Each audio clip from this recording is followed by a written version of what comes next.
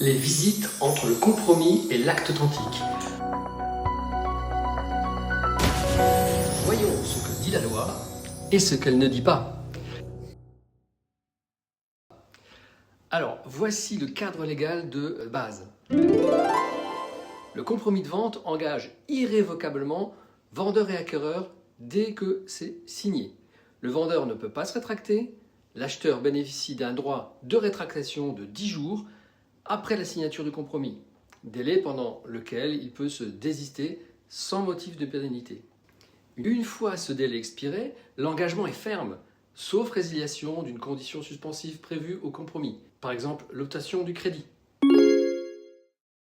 Alors, concernant la pratique des visites ou pas pendant la période de compromis, il n'existe aucune disposition légale qui impose au vendeur d'autoriser des visites de l'acquéreur après le compromis ou avant l'acte authentique.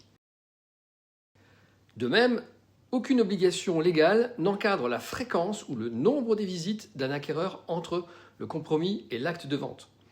La fameuse visite préalable ou constat d'avant-vente qui se fait avant l'acte authentique pour vérification de l'état du bien, le relevé des compteurs, la conformité des équipements, c'est une pratique courante et recommandée, mais purement conventionnelle. Donc, en d'autres termes, le vendeur et l'agent immobilier restent libres de refuser ces visites.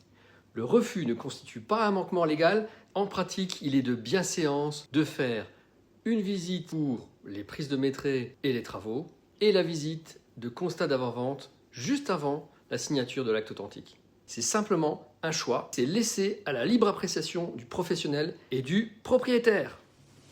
À bientôt pour un autre conseil des motivés de l'immobilier.